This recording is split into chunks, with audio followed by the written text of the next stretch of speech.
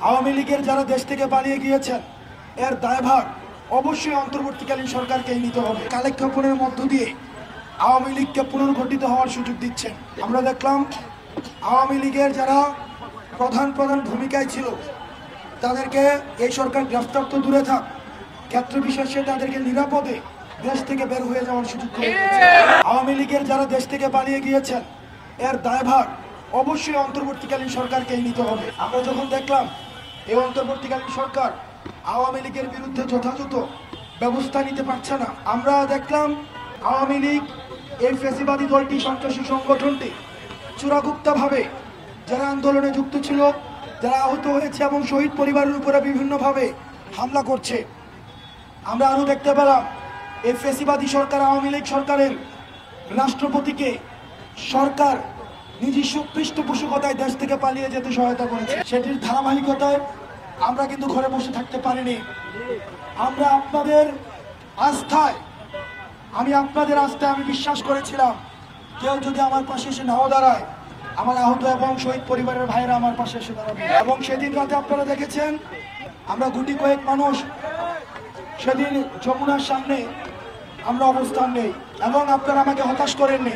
আপনারা আমাকে হতাশ না করে আপনারা সেখানে আমার সাথে এসে সংহতি জানিয়েছেন এবং পরবর্তীতে আমাদের পুরো আন্দোলনে গতকাল পর্যন্ত আমাদের অবস্থান কর্মসূচিতে আপনারা নিরঙ্কুশভাবে আমাদের পাশে এসে দাঁড়িয়েছেন।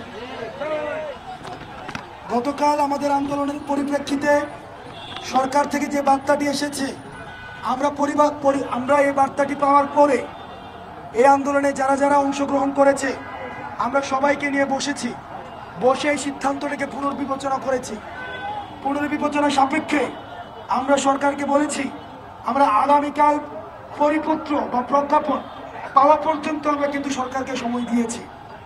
অর্থাৎ প্রজ্ঞাপন পাওয়ার পরে পরবর্তীতে আমরা আমাদের কর্মসূচি দিব, সেই জায়গাটি আমরা সরকারকে জানিয়েছি। একই সাথে আমরা সরকারকে জানিয়েছি আওয়ামী লীগের কার্যক্রম নিষিদ্ধ করে এই যে ট্রাইব্যুনালের মধ্য দিয়ে বিচার কার্যক্রমের মাধ্যমে নিষিদ্ধ করার যে বিষয়টি, সেটিকে আমরা কিন্তু ইতিবাচকভাবে দেখছি। এই বিষয়টি কিন্তু আমরা জানিয়েছি, কারণ ট্রাইব্যুনালে যখন আওয়ামী লীগের বিচার শুরু হবে, একটা খুনি এবং একটা ফ্যাসিস্ট সংগঠন হিসেবে বিচার কার্যে প্রমাণিত হওয়ার জন্য যা যা উপকরণ প্রয়োজন, আওয়ামী লীগ যদি একটা বিচার যদি দল হিসেবে আওয়ামী লীগের বিরুদ্ধে যায়, তাহলেও কিন্তু দল হিসেবে স্থায়ীভাবে নিষিদ্ধ হয়ে যাবে। আওয়ামী লীগ যেসব অপকর্ম করেছে আমরা বিশ্বাস করি আইসিটি ট্রাইব্যুনালের মধ্য দিয়ে স্থায়ীভাবে দল হিসেবে নিষিদ্ধ হবে।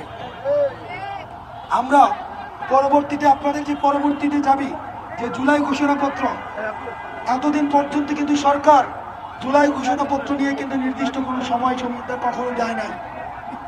কিন্তু আপনারা যদি লক্ষ্য করেন তাহলে আপনারা দেখবেন গতকাল সরকার যে পোস্ট দিয়েছে সেখানে কিন্তু বলেছেন যারা এই গণঅভ্যুত্থানের শক্তি, তাদের নিরাপত্তার জন্য, সার্বভৌমত্বের জন্য এবং সর্বোপরি বাংলাদেশের জন্য আগামী 30 কর্মদিবসের মধ্যে, সরকার কিন্তু সময় আগে কিন্তু কখনোই উল্লেখ করে নাই, গতকাল কিন্তু সরকার নিজেই সময়টা বলেছেন, আগামী 30 কর্মদিবসের মধ্যে এই জুলাই ঘোষণাপত্র ঘোষণা করবে।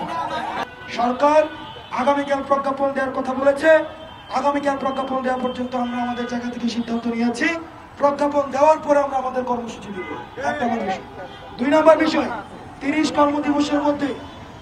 কর্মদিবসের মধ্যে সরকার বলেছে জুলাই ঘোষণাপত্র দিবে। যদি না দেয় তারপরে আমরা আমাদের জায়গা থেকে সিদ্ধান্ত দিব।